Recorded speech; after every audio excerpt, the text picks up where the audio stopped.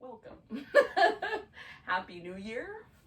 So we're going to start lying down in a second, but just before we get to that, a few things that you might just want to have on hand if you have them in your space. So any yoga pillows or regular pillows or couch cushions can be useful. You can use them under your knee, under your elbow, you put them under your back. If you don't have that, then a couple of blankets will be useful.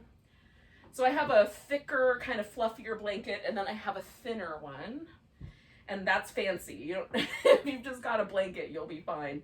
But blankets are also really helpful. And then we'll also, near the end, we'll use a yoga strap.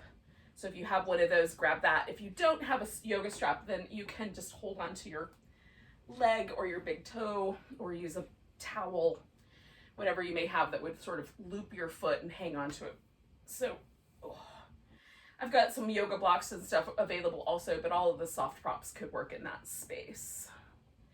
So just put your props where you can get them fairly easily. Make sure you've got water if you need it. And then let's take a moment seated, just in whatever comfortable position you can be in. You can lean against furniture, you can sit up straight and tall, you can sit on a cushion if you want to. And settle into this moment. Into this new year. I like these places where there's a transition, where we're in between spaces. I love the space between two seasons. I like the space between 2 months, like that last day and the first day of a new month, of the moon cycles. And so you can just decide any old time, the space between sleeping and waking, to make a new day. But take a moment and just allow yourself to be right where you are in this moment. Feel the breath. Feel yourself settle into your seat a little bit. Sometimes I am racing so far into the future with my brain that my body leans forward. So I don't know if you're like me, but if you are, settle. Let yourself arrive here. Feel the earth underneath you. And this right now is my little, unique spot on the earth. And so you're in your little unique spot on the earth, and I'm sharing it, I'm sure, with all kinds of microorganisms and other creatures down through the layers of soil. But as far as humans go, I'm in my own unique little spot. And see if you can feel sort of some roots going down. Maybe just imagine in your brain some roots going down from your seat, and like everywhere that is touching the ground. My ankle joints, like a part of my thigh, my sit bones for sure. And maybe even like from the spinal cord. I'm going to imagine the nerve ending roots of our spinal cord kind of extending into the roots of the earth. And just let the earth hold us. So for me, gentle yoga, or yoga that is kind of more on the gentle side, yin, restorative, all of those, invites us to ground. And so you can do that through your imagination or just by feeling yourself relax. Or both.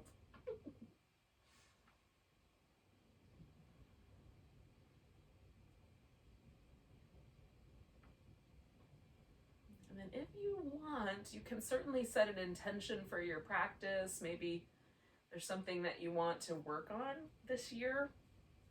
And so you're just going to set an intention to practice that way. So our yoga practice just becomes another way for us to try out our intentions, to make a habit of our intentions.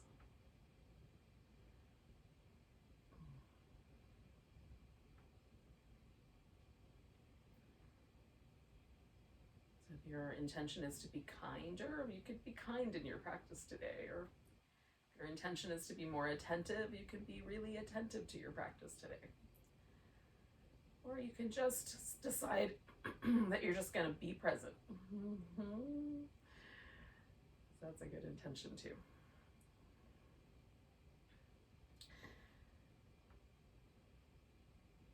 So when it feels good, let your chin fall forward and just notice how the back of the neck responds. You may notice whether there's one side that feels different than the other. Sometimes sleeping patterns can create a little tension on one side of the neck but not the other. Let the head kind of lean a little to the left and check out that stretchy side on the right, maybe. What happened on the left side also. Coming back to the center, see if there's a difference in the way that feels. Let your head lean a little to the right. Notice again the left side might be a little stretchy. And feel what the right side is up to as well. And then when you're ready, come on back to the center, see if it made a difference. Now I'm going to do that a couple more times on each side. So I'm just going to sort of lean my head to the left. Return to the center with the exhale. And then lean my head to the right as I inhale. And return it to the center. I'm going to do it maybe 1 or 2 more times on each side. We'll see. You can roll your head around the shoulders or just carry on with the leaning or stay in the middle.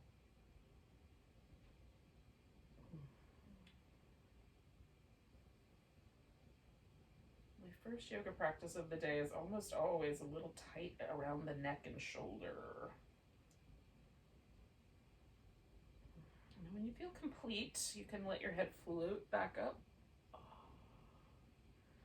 See if there's any little movement pattern that feels nice as a result of that. And then we'll circle the shoulders.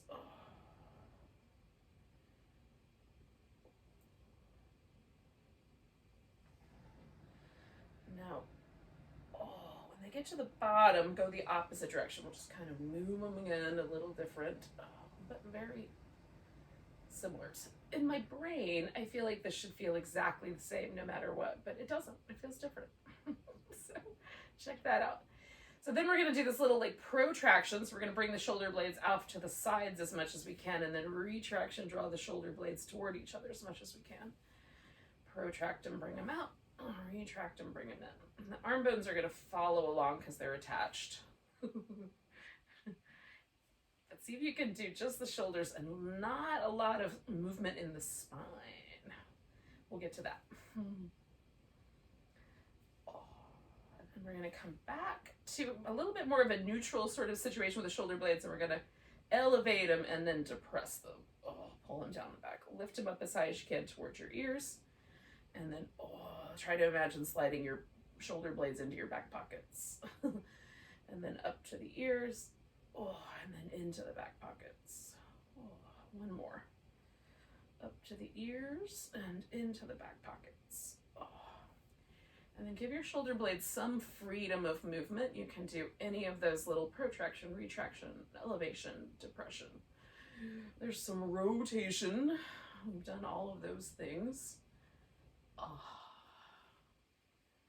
You might want to rotate them a little differently, including the arm bone as well. All right. Now, we're going to do a variation on the fish pose, and we'll hang out with it for a little while. So there's a couple of different possibilities for how you can set this up. If all you have is blankets, you can fold a blanket or roll a blanket up so that you have some sort of a support that will go underneath your shoulder blades. So this could be just under the shoulder blades, or a more comfortable version of that would be a sort of all the way down the length of the spine, holding onto your head. That's my preference. I'm not a big fan of the thrown back head in the fish pose for a long period of time. Short period of time, love it. Long period of time, So you can roll a blanket up, set it down the length of your spine, and then you have a little bit of support for your head as well, if that sounds like more your jam, if you have some neck issues, whatever it may be. You can also use a yoga block. So that goes right under the shoulder blades so that the shoulder blades themselves, and you can kind of feel like the little tippy tips of the shoulder blades kind of resting near the tippy tip of the block. They'll kind of settle onto the block. If it's anywhere else, it will feel really pokey in your spine. That's not that pleasant. And then if you have a second yoga block, you can put that under your head, or you can use a pillow that way. Now, if you happen to be fancy and have a yoga bolster, you can also use a yoga bolster in the same way that you would use the blanket. It's just that it's a pillow. You don't have to roll it up. So that will go under the back. And again, for me, this one's going to hold onto my head. If you prefer not to have that, then you can do it differently. Now, with blankets and blocks, you have a little bit more freedom about where that object winds up. So with the blocks, I need them to be, or blankets and pillows. With the block, I need it to be right under my shoulder blades. With a blanket or a pillow, it can be more kind of near the bottom of my ribs, and I just kind of feel it out. So what I'm after is this elevated chest and my shoulders to drop back over the edge of the object that I'm laying on. So we're going to get this kind of relaxed front portion of the shoulder here. So what lives in this portion of the shoulder is the pec minor. So the pec minor attaches to the rib cage right around this kind of edge near the armpit and goes through the armpit to the shoulder blade and attaches to the inner surface of the shoulder blade. So it's responsible for helping the shoulder blade move forward and rotate around the top.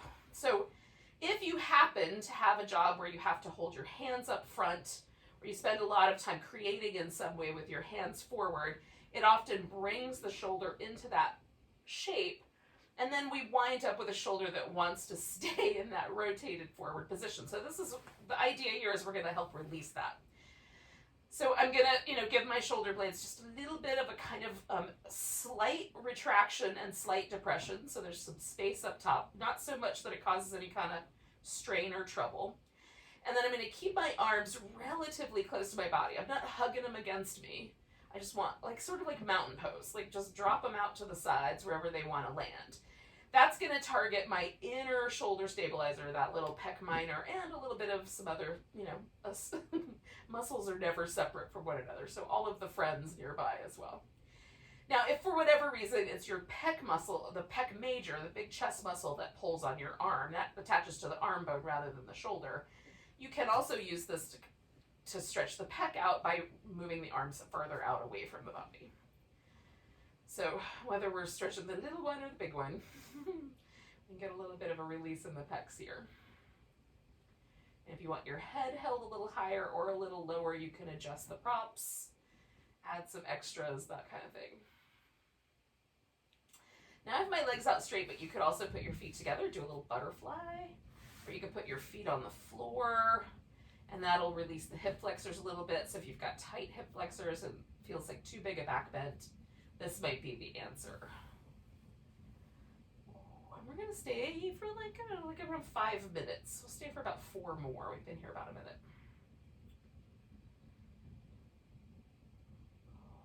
See if you can just let yourself settle in.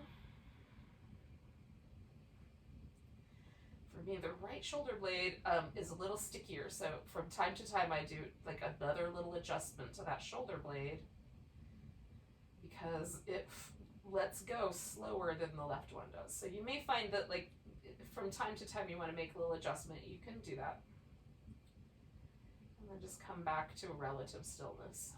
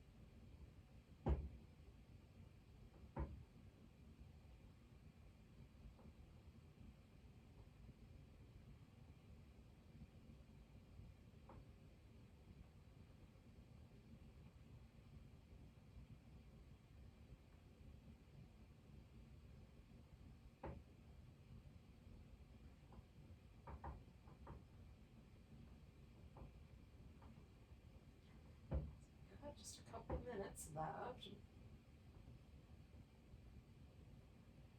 For me, this is sort of a little magical spot. For some reason, right around the 3-ish minute mark, there's a kind of nervous system relaxing or letting go. It feels like I can move just a little more deeply into my experience. The body softens to the pose. See if that's true for you.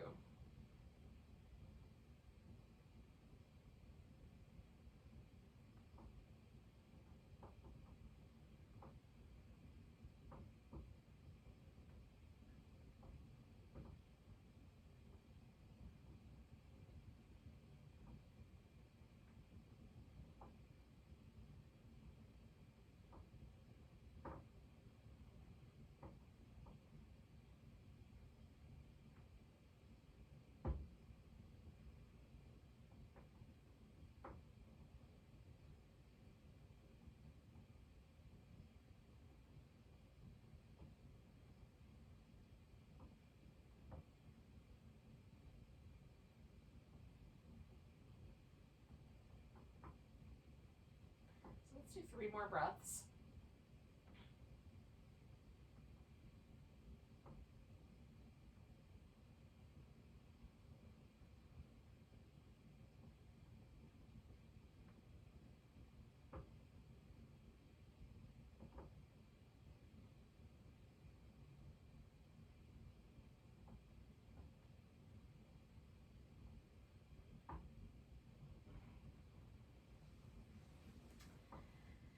And then we're just going to change this a little bit. We're going to roll over to the side and kind of slide out whatever's under us, pillows, blocks, etc.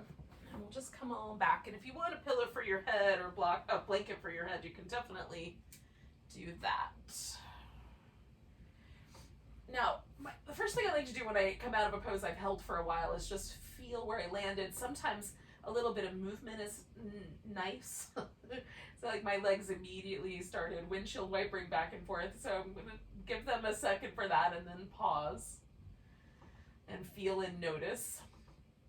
Now, one of the things I like about that kind of little fish pose is that it makes my upper back feel like it broadens. And there's a kind of a sense that my shoulders now rest more evenly or heavily on the floor than they did before. Sometimes there's some other interesting sensations, like down the outside edge of the arm or some other things like that. Just notice what's true for you, because depending on what you had under your back, it will be slightly different. Sometimes there's like a little impression left behind, like there's still a blanket there or a block. So give yourself a chance to do a little movement or some stretching if you like. We're going to do a crescent or a banana shape with the torso. So you can start with just the waist up and just side bend to one side. So you're just going to kind of crescent yourself over.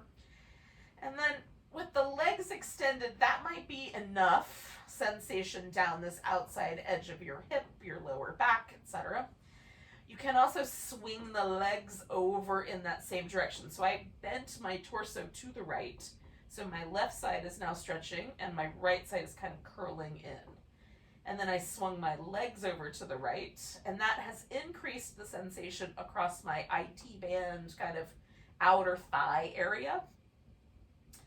So another option would be to take that outside leg, this case my left, and cross it over the right leg at the ankle. And as I let that hip get heavier, there's now a slightly spicier stretch down that outside. Maybe zesty is the right word.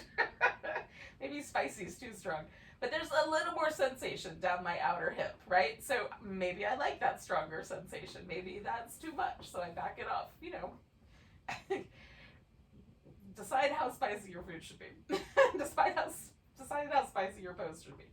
So then the arms also have some opportunities. So I can reach the arm up and over my head, and that might disturb my shoulder, but it might give me a nice long stretch down the outer part of my arm. You could also bend the arms and let the shoulders rest a little heavier, like a little cactus, or even bring the arms down, make a T shape or whatever. You might do like a Statue of Liberty where one arm is up and one arm is down. So whatever version sort of fits you today. Usually for me, a slightly bent elbow is more pleasant, so I'm going to start with slightly bent elbow and we'll go from there. So now, hanging out with this little crescent shape, we'll stay for like another minute and a half or so. We're just going to let this one side lengthen out with gravity and time.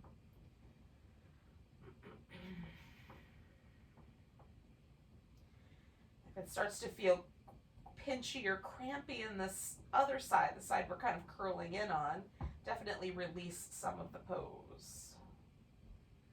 It feels like you're leaning in a direction or falling off the floor. I know, but that's what it feels like to me. Then you can adjust also. Sometimes it just feels like you're leaning somewhere. Maybe let yourself rest heavy on both sit bones, or the back of both wings of the pelvis anyway, and both shoulder blades.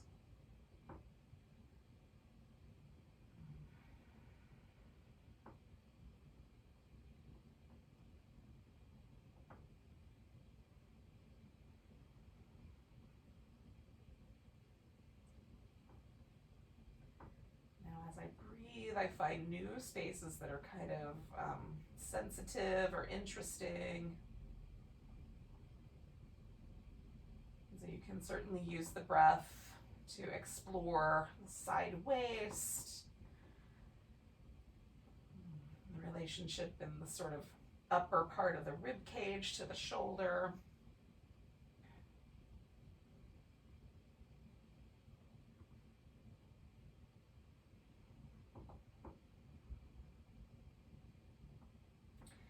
One lung is under a little more pressure than the other, so you might notice that one lung expands a little differently than the other lung. The lungs are different anyway. The left one only has 2 lobes, the right one has 3. So there's a little difference always, but maybe a particularly sensitive difference now.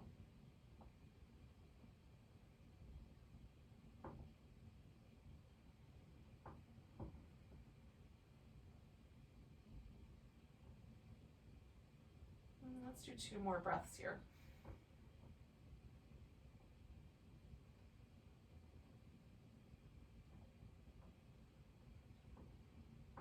Now, however you came in, you can release kind of backwards, right? So I started with my torso and ended with my legs. So I'm going to start with my legs. I'm going to move the one on the outside and then move the inside one. And then kind of bring my torso back to the center, whatever that is now. And then notice where you landed. So for me, I have landed now where my left side feels longer than my right side. My left arm feels longer than my right arm. Even feels like the side of my waist is closer to the ground on the left side. Now, none of that might be true for you. Just notice what is. Oh, and again, you can add some movement. I love little windshield wipery leg moves. It helps release any pressure that may have developed around my sacrum from having a lopsided pose. But you may also want to bring your knees into your chest and give yourself a little hug that way. And then it might be nice to shake the arms out a little. Just release any tension from the shoulder girdle. And then we're going to just give it 2 more breaths and kind of feel a neutral sort of start to creep back in. And then you can start to do the opposite side. So maybe start with the torso if you are of a mind to do so, and hang out there for just a second. Make sure you've chosen the right amount of torso movement. And then maybe the legs just slide a little bit over to the side. Maybe do the one leg crossed over the other leg. And then decide how you want your arms to rest on this side and your head. And once you've made some choices, then we'll let ourselves get heavy. Relax as completely as possible into that pose.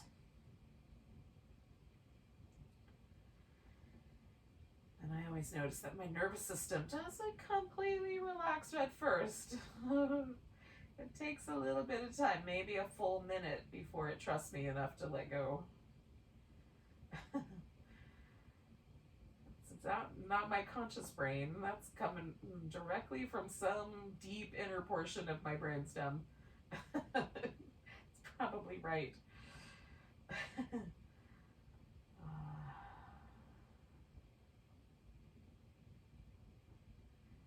It's been sending me signals that I spent my entire teenage life or I was in control of that entire period of my life, and I didn't trust it, so should it trust me now?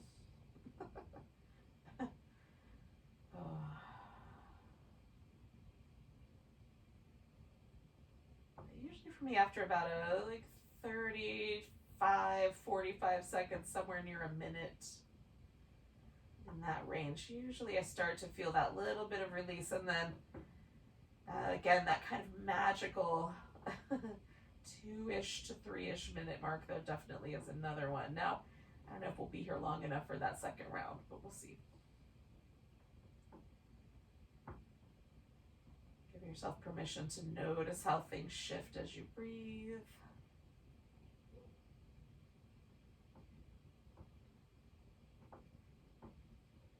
Is there more or less resistance on this side, down your side waist, or in your back?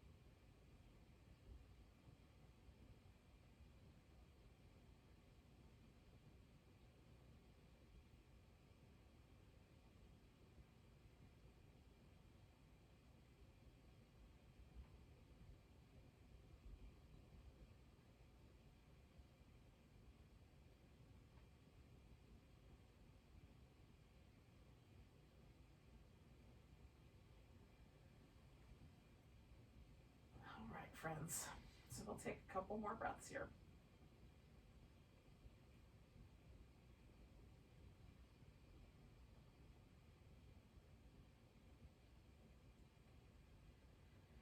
And then we can unwind it, maybe just the way, backwards from the way you came in, just like we did last time. See if there is now a difference again. Sometimes there's a more symmetrical feeling to me, sometimes not. Feels like I should almost start over again. We're not going to, but it's fun to notice. And again, you maybe release any tension from your pelvic girdle and the shoulder girdle. Now, we're going to essentially just sort of flip upside down because we're going to do some sphinxy, froggy, cat-cow kind of thing. So you could start with the cat-cow and then lay on your belly, or you could just go directly to laying on the belly. That's up to you. I'll let you decide how much of that movement pattern is good.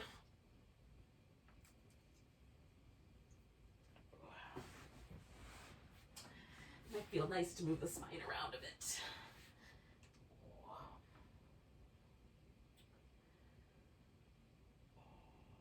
Sometimes it feels good to do a little outside circle, or even like a full kind of round the barrel movement in the ribs. So you can add some of those instead. You want a little downward dog, you could do that first. And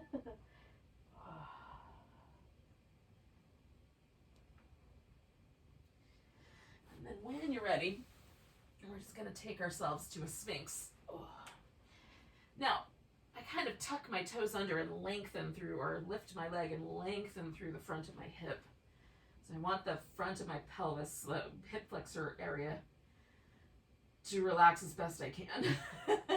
So sometimes being propped up on the elbows feels nice, but sometimes maybe a little lower is better. As you come down, just rest either your forehead or your chin on your crossed arms, and then a little crocodile pose might be your pose. Sometimes a little higher feels better, so maybe you prop up on your hands like a seal. Generally for the Sphinx, I like my elbows to be slightly closer together than my shoulders and slightly forward of the shoulder. Oh, that's my shoulder relax the best. We're not going to stay very long. Just do like another 5 or 6 breaths. Just kind of noticing how the glutes are responding. Oh, how the low back is responding to this shape.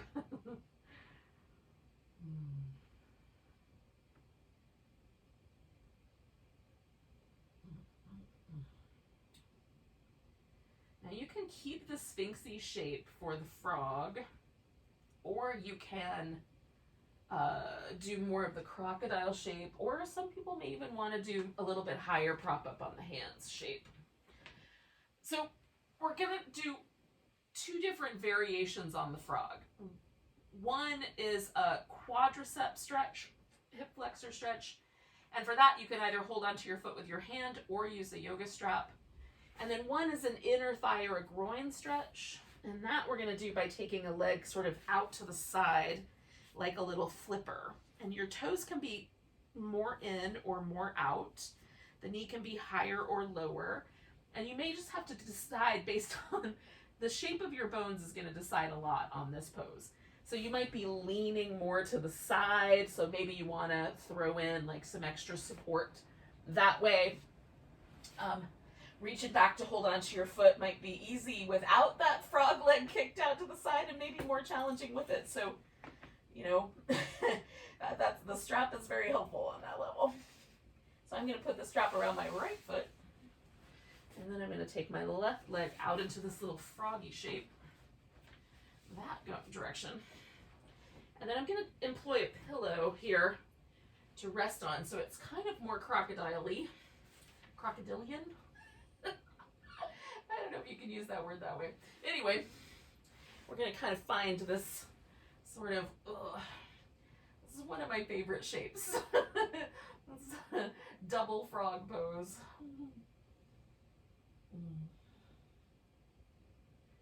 So find one side, add any like head support or otherwise that you might like. And we'll see if we can kind of sink into this. We'll stay for like 8 breaths or so. Around a minute-ish more. You don't have to count. I'll try to keep track. But if you decide you're done, you can just stop doing the pose. That'll work fine.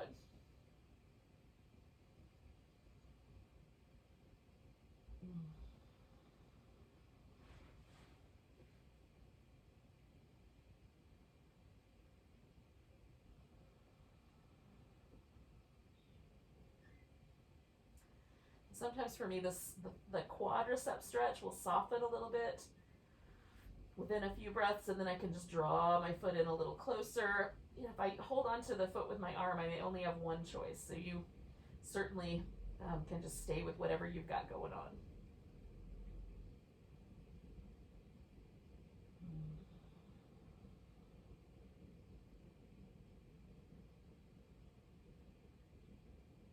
Yoga is not really a quest for like how bendy can I get, although I think some people do approach it that way.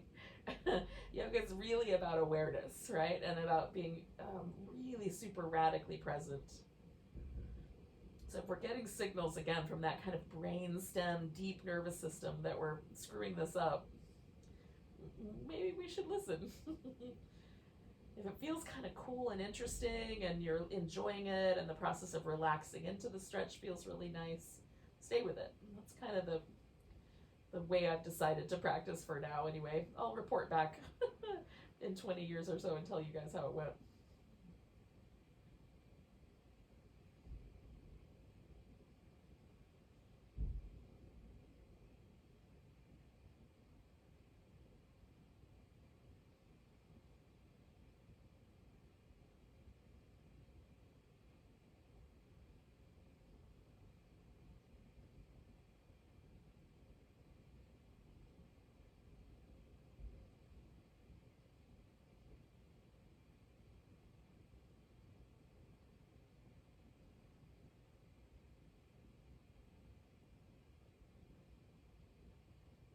Okay, so I'm going to take one more breath. Now, I let go of the one I'm holding onto behind my back first so I can just straighten that leg out. And then I kind of roll to that side so that this leg is all the way off the floor, and then undo the other one. That just keeps my knee from getting any sort of a strain with releasing the pose. Now, once I've released the pose, I like to just feel it. Because again, why is that pose a pose, right? And maybe I did sort of make that pose up, but I don't think I'm the only one. I just took two poses and put them together, and it's not that, it's derivative. But can you feel any differences? Like my right leg, the one that had the quad stretch, feels a little longer, but on my left side that feels really soft and sort of, I don't know, effervescent, a little floaty down through the inner part of the thigh. Just notice what's true for you. We're going to essentially do the exact same thing on the other side. Just, you know, we're just going to switch which leg is which. So, I will use the strap again because I like it. And I'm going to put that on my left foot this time because that's the one that's going to come up behind me.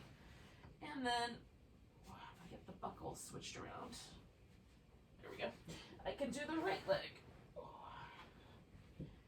And again, once here, you can kind of prop yourself up so you can lean at the appropriate angles and hang out at appropriate levels of intensity.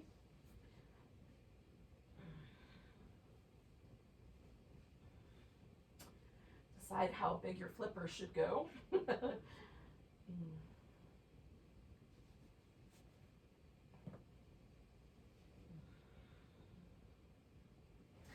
And ultimately relax into the shape.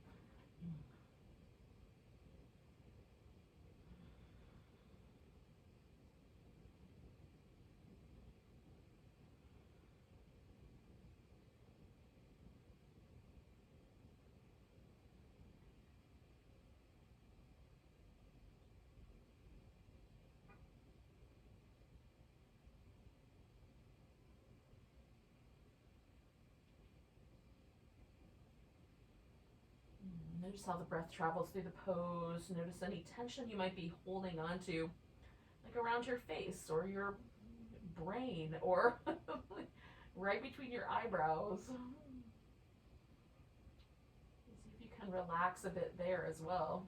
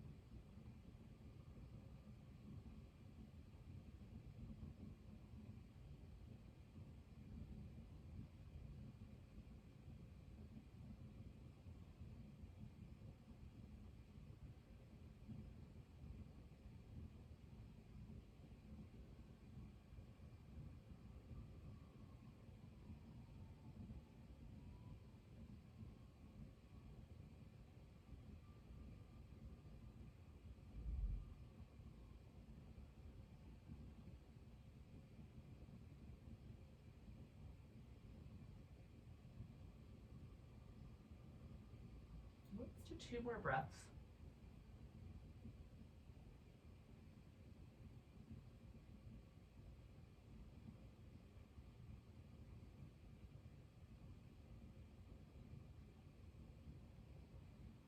And when you're feeling like you're ready, you're going to let go.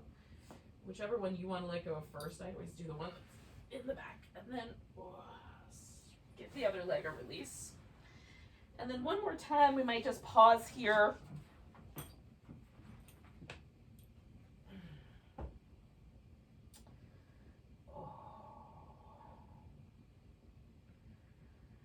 Before we leave this shape, let's do some Cobra. So we're gonna bring the palms up fairly high. It will feel really weird if you're not, you know, living in my world. So I kind of line up like my hands almost with my chin, or my face. And then we're gonna circle the shoulders in some circles in one direction. You could do one shoulder at a time or both together. And then go the opposite direction. And then plant the palms firmly, plant the legs, lift into Cobra. Broaden the chest, look out over the left shoulder, look out over your right shoulder. Come back to the middle, and then come on back down. And we're just gonna slide the hands back like an inch or so. And circle again. And this might be friendlier, or just different. And circle the shoulders in both directions.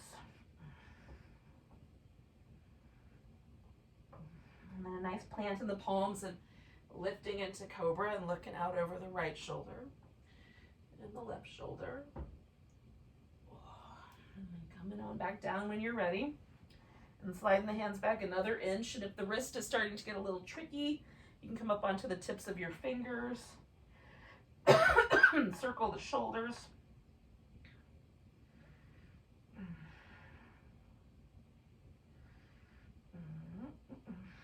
In both directions.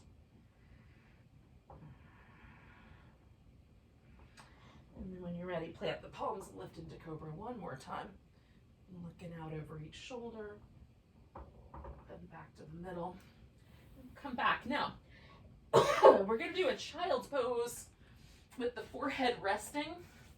So if your forehead does not easily rest on the floor, you can use like a pillow or a block underneath you so that you have a surface to rest your forehead on. So along the front of the forehead, just above the eyebrows, are several little lymph ducts.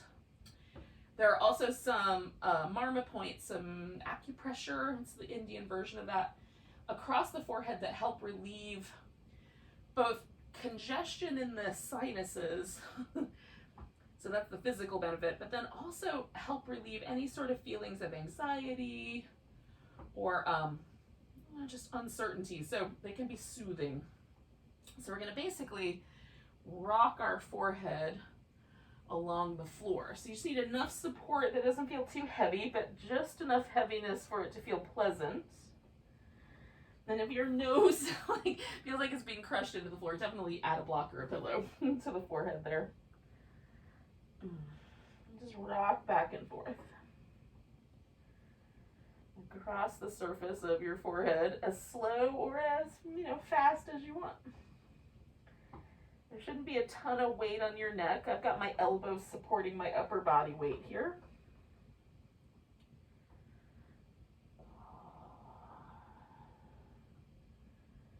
I want just enough pressure to feel the floor there, kind of gently as I push my forehead into it. Do that one more time.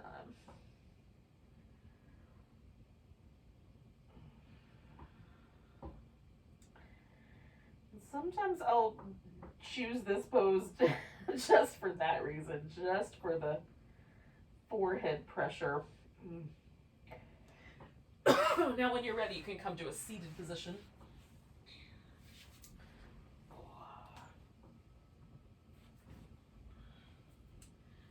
And we're just going to start with a simple cross-legged position, one leg in front. All right? Sounds easy. It's not always. So whatever leg in front, that's usually my favorite. Like the left leg for me is my favorite way to sit cross-legged. Definitely the way that I'm more comfortable. So I'm going to start by turning in that direction and twisting around. Now, if you want to, you can pick your leg up and add a little more to the pose. You can keep it really simple and just twist around. The head can turn in either direction with the twist or against it. Sometimes I like the other direction. And then just see, are you leaning out of one of your sit bones? What happens if you don't?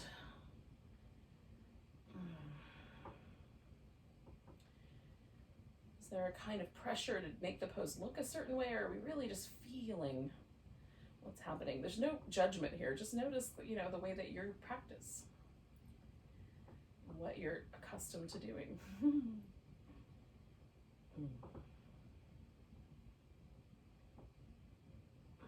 And then maybe make a different choice and see what happens.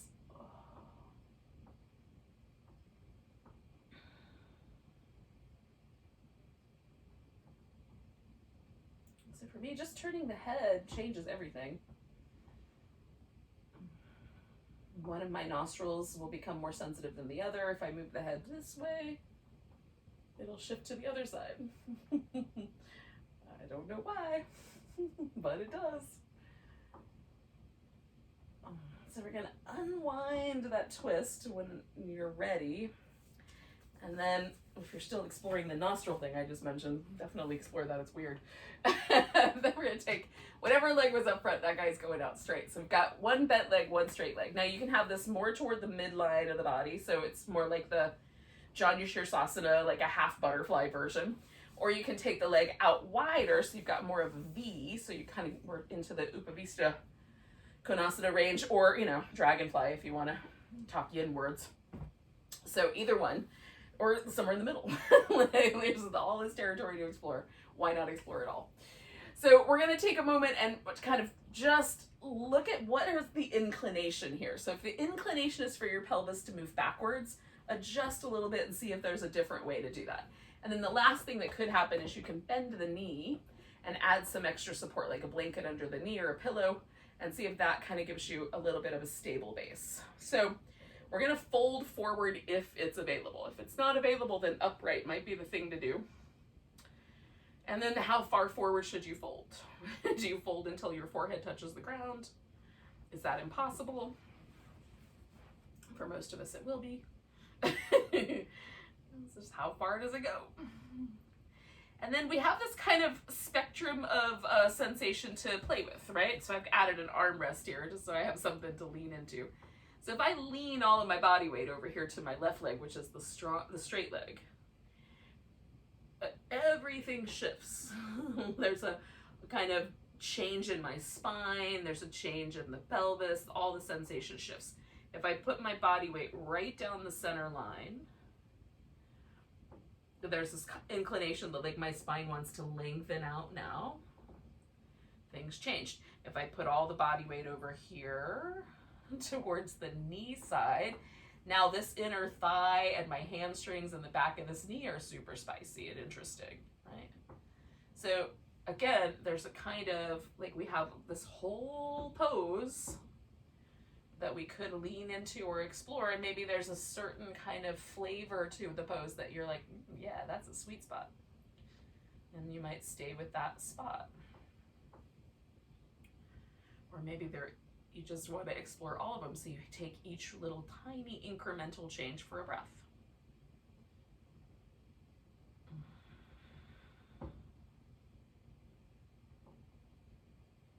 So a yoga pose that seems really simple on the surface turns into something that offers us a whole kind of galaxy of exploration.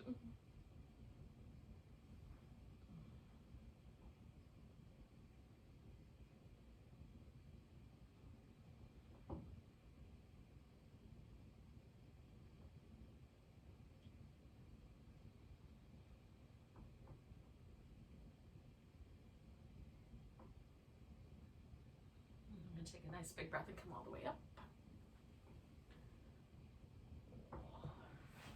Now the downside to me of any sort of formalized yoga practice, where there's like a time and stuff that we're supposed to fit to, is that sometimes I leave behind like, oh, that was really cool, I want to explore that more. And the good news is you can come back. It'll be different the next time, but it'll also be cool. So now I've set myself up with a cross-legged sitting position with my other leg up front, and I'm going to turn into the twist.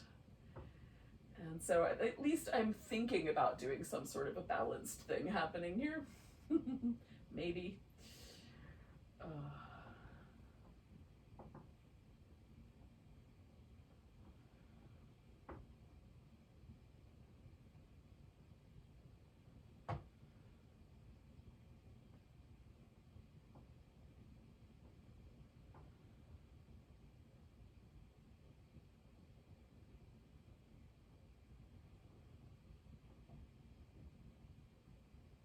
So again, if I turn my head, everything kind of shifts, everything changes. And those nostrils that maybe we cleared out with that forehead pressure now are a little more sensitive, a little more open to this shift.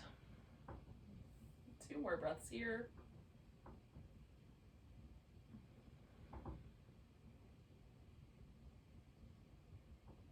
We're going to come around out of the twist. We're going to take that other leg out straight. And again, you might decide based on how it kind of sits with you, where your legs should be in relation to each other, and how your pelvis wants to hang out on the floor. And then maybe there's a lean forward. Maybe it's just upright. It's okay too. Sometimes if the pose wants to pull you backwards, being upright is leaning forward. So we might add a blanket to your hips or whatever you need to make that happen. Maybe leaning backwards is the way to go for this pose today. Now, again, because there's this whole spectrum of possibilities of how I might hang out with this pose, I'm just exploring them, because on this leg it's going to be a little different than it was on the last side. I'm looking for a spot I want to hang out with, or maybe I don't want to hang out with one spot. I like them all.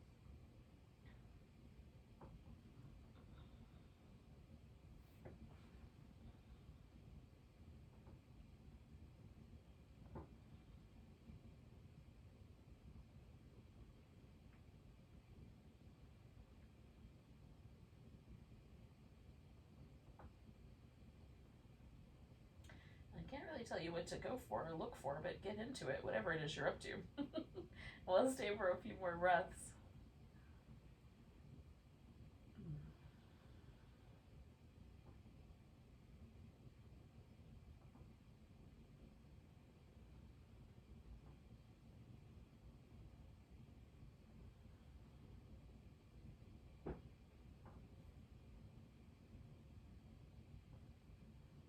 Take a nice big inhale and come on out of that shape for now. We can explore that another day. Oh my goodness. We'll give ourselves a little rinse here.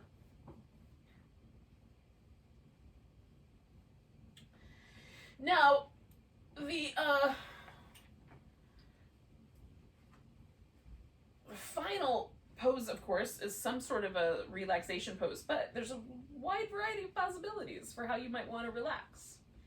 You can do a supported corpse pose where you lay on your back, but maybe there's a pillow under your legs or a blanket under your head, or you cover up with a blanket. You could do a kind of variation on legs up the wall. If you've got a couch or a chair nearby, you want to throw your legs up on the couch or the chair so that your back is laying on the floor, but your legs are elevated. That's nice. If you have a wall space nearby, which of course I cover every square surface in my house with art and things, but if you happen to have an empty wall space, you could do legs up the wall or legs up a piece of furniture, whatever you got handy.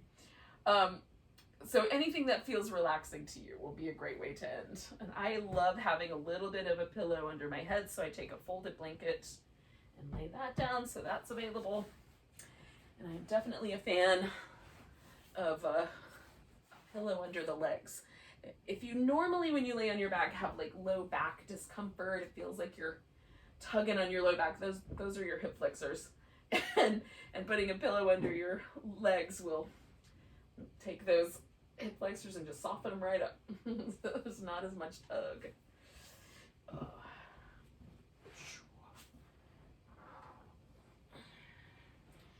And maybe, you need like a little windshield wipery, happy baby.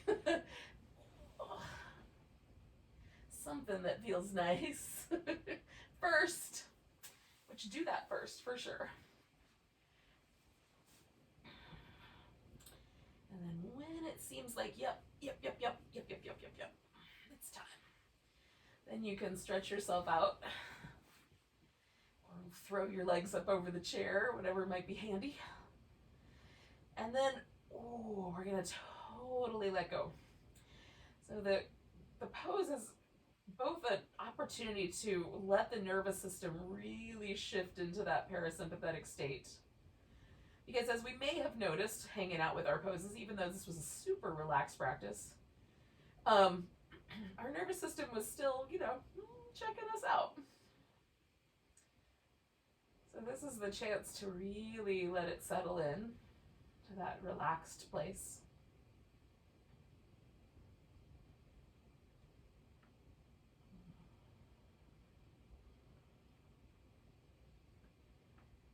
And it's really only from that relaxed state that we can go back out into the world and really relate to one another. If we're always in a sympathetic nervous system state, we're survival mode. We're not going to be able to hear each other or be present for each other. And that is the theme of a 6 year, which is what we're going into. So can we do our own homework so that we can put our best selves forward into this new year?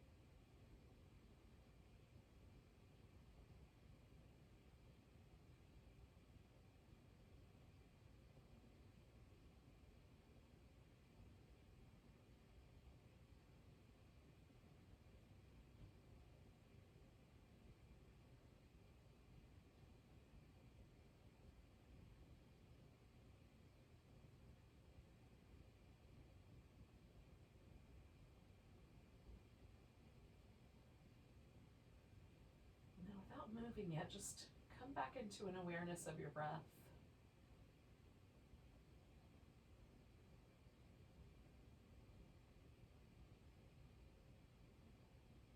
And we're going to pay attention to the breath in a particular way. So as your inhale comes in, feel it move down into your lower body, your pelvis, maybe even all the way down your legs. And with the exhale, let it really lighten up and just float out.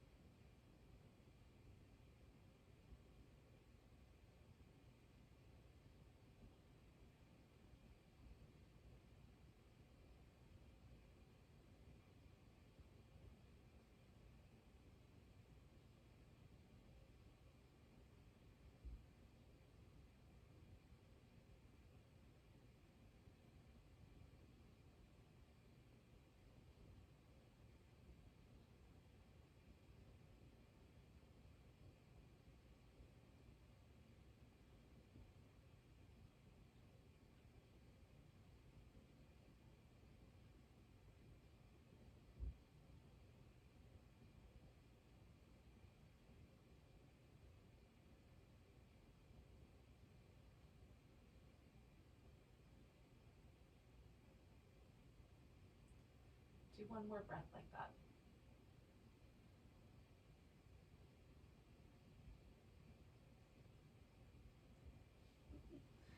Then you can start to wiggle and stretch and move.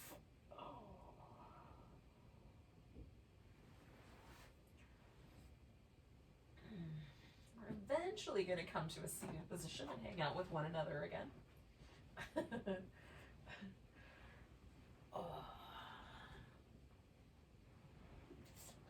Once wrapped up in a blanket, it's really hard to want to leave the blanket, but I'll just cocoon it around me a bit. Now, if you have a mind to do it, you can turn your mic back on, and we can end this with a big ohm at whatever the whim and whimsy of the internet connections are. Or you can ohm from your house, and you'll just hear my end of it. Yay! Let's do it. Nice big breath.